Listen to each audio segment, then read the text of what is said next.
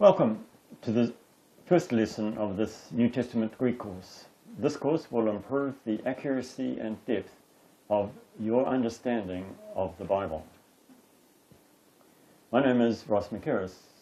I've been involved in Bible translation in the Pacific region over the last 35 years. I was a team member in the translation of the Urupif New Testament of Vanuatu, and since then I've worked as a translation consultant, checking translations of the Bible in 22 other languages. There are significant advantages of studying the New Testament in Greek that make it well worthwhile the time it takes. Every translation, no matter who the translators were, no matter what translation theory they were following, is like a reproduction of an original masterpiece, so faithful only to so many pixels. That makes it unsuitable for close study. But the Greek you can study as closely as you like. Or to use another analogy, a translation is like a black and white reproduction of a full color original. So today, we are going to study the New Testament in high resolution and in full color. This class assumes no prior knowledge of Greek, yet we get straight into the Greek New Testament. Is this a miracle or a magic trick? Neither. You'll see how it works in just a minute. We have no textbook except the Greek New Testament. So one thing that helps us is we're not going to learn a lot of tables or vocabulary lists, or we're not going to do a lot of made-up exercises or learn unnecessary details like the names of all the Greek letters. We start straight into the Greek New Testament, and everything we need to know, we learn it as it becomes relevant. We pick it up in its context. Our method is based on language learning principles that are actually quite widely used today by practical people wanting to gain practical knowledge of languages for use. Somewhat surprisingly, perhaps they haven't been applied yet to learning New Testament Greek, to my knowledge. Giving you a piece of A4 paper, so anyone who's watching this on the internet, you'll need to get yourself a piece of paper like this with these Greek words on it, maybe from some Bible program, or else copy them onto the top of a piece of A4 paper.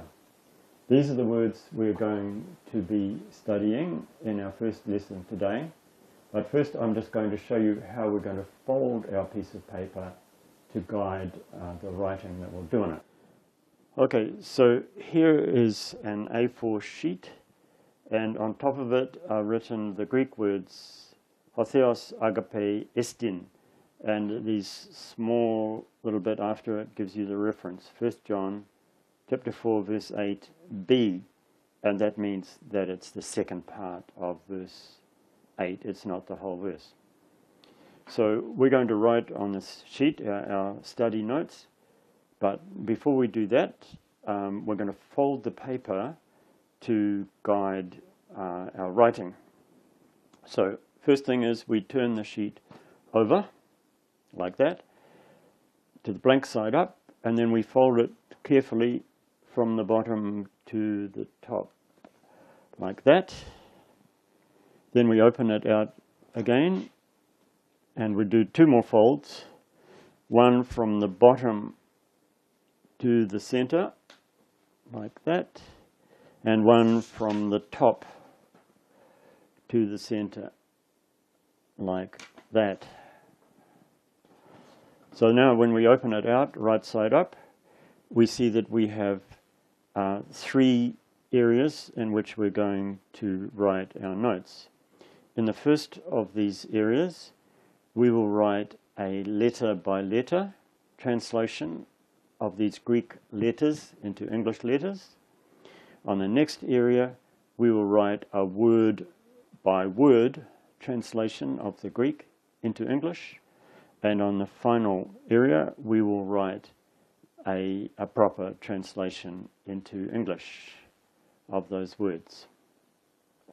And the idea is that when you take this home, you can have your sheet like this and just look at the Greek. Try to remember what it said, and if you need to refresh your memory, you can unfold the paper bit by bit to see the notes that you wrote.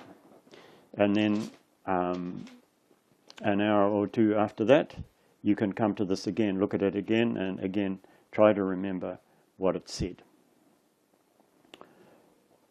Okay, so let's begin our lesson and what we're going to write.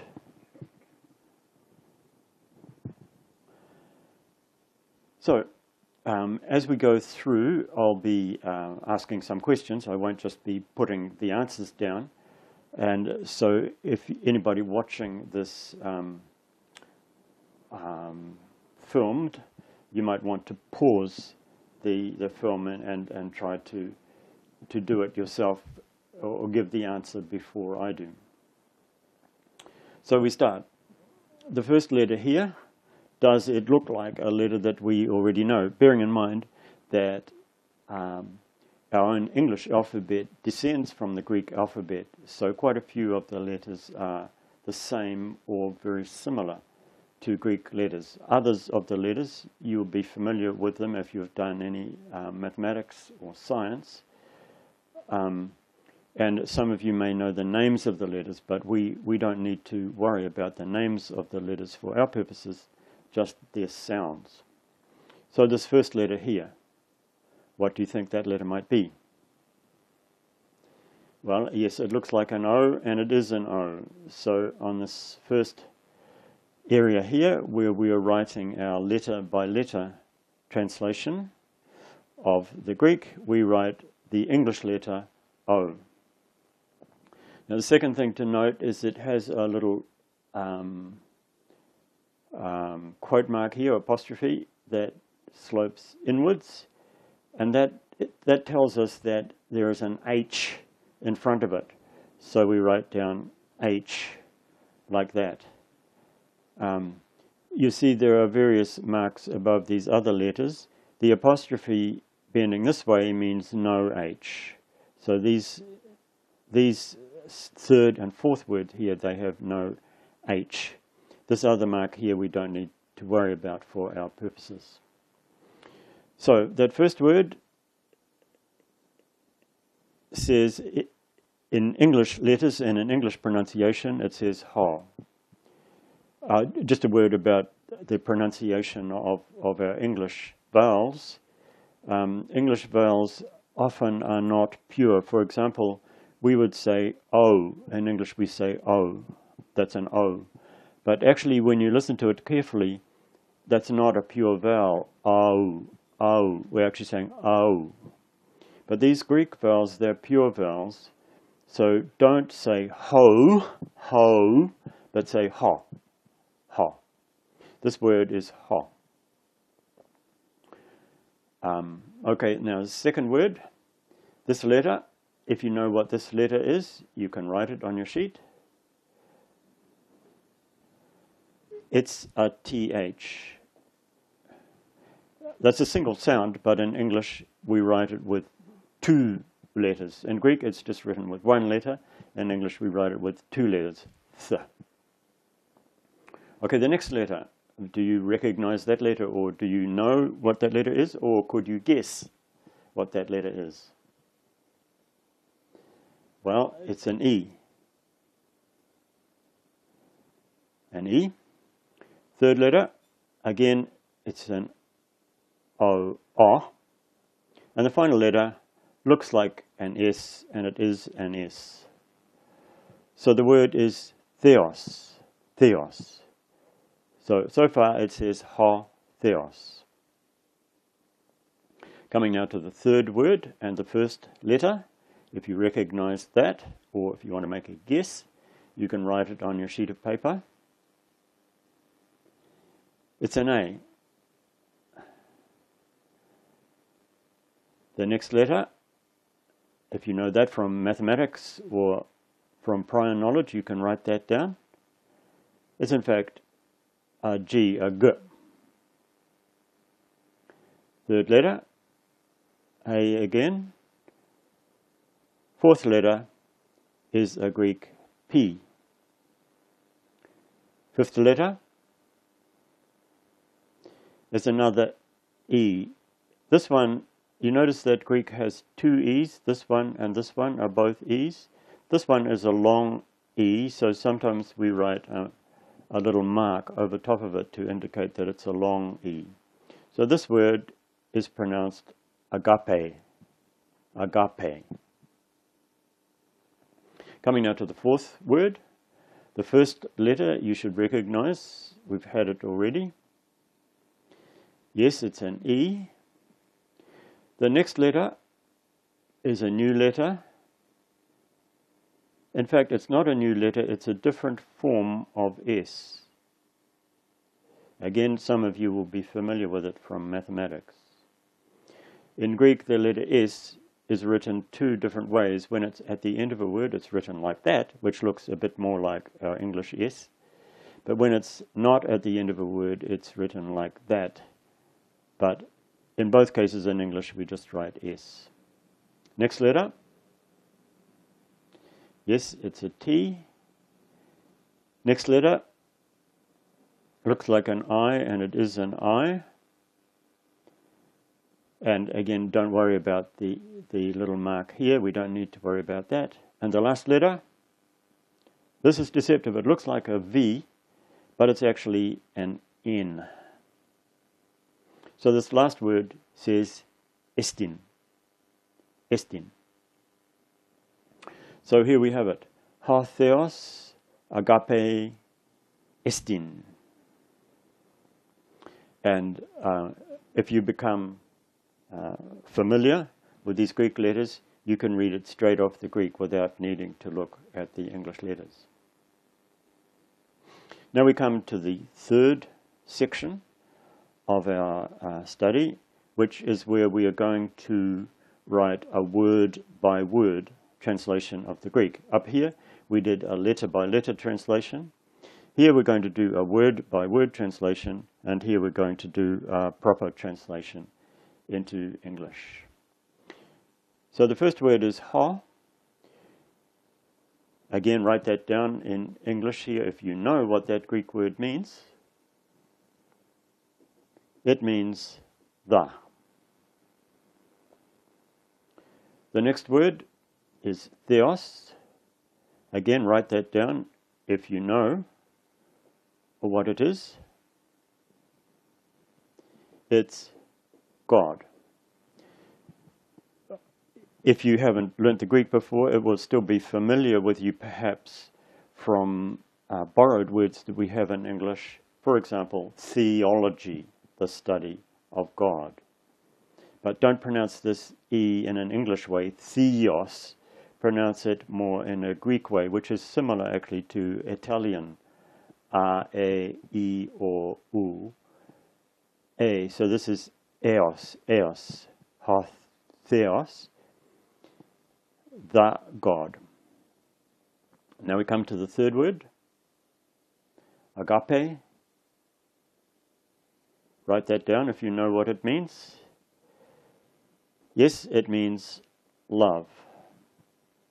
Agape, love.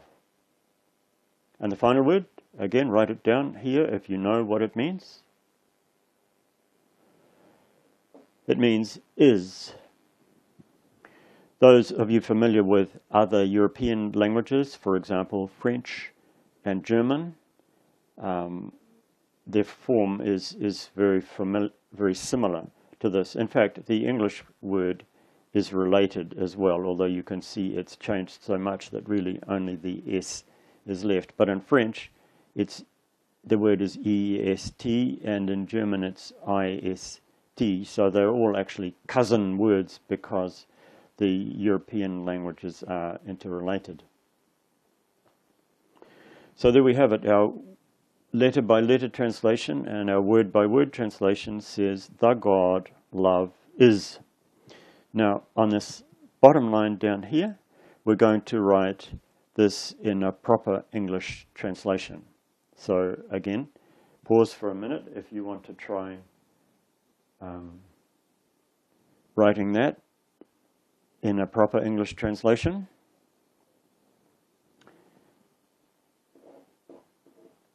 And what we write is God is love. So there we have it. Greek letters, English word for word, and English freer translation. I prefer to call it a proper translation. That's a proper translation.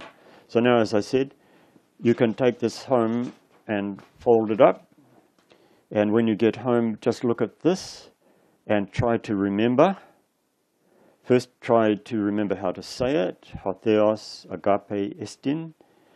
And then next, try to remember what the different words meant, and then what the proper translation is. And if you can't remember, you can jog your memory by folding it out to however far you need to have it folded out. Okay, Hotheos agape estin. Now, just a question for you to think about. Is this a literal statement? God is love. Is it literal? In other words, is it saying God equals love? God is nothing more and nothing less. God is exactly that. If you want to think about it, you might want to pause for a minute. No, I think we would agree it's not a literal statement, because obviously God is a lot more than just love. So my next question for you is, how would you say it in plain English then? In plain, more literal English? Again, you can stop if you want to think about it. And I think we would probably say something like, God's nature is to love. It is God's nature to love, or perhaps God is characterized by love. Or maybe you can think of another way to say it. And I should add here that there is another little twist to understanding this verse, and we'll consider that in a subsequent lesson. However, if this lesson is all you do, if you learn no other Greek, remember this. Stick it up on the wall in your thinking room and think about it. Let it soak into your brain, let it seep into your heart. Hotheos agape estin. And next lesson, we'll tackle another statement like this one. You can contact me through my blog, logosword.wordpress.com.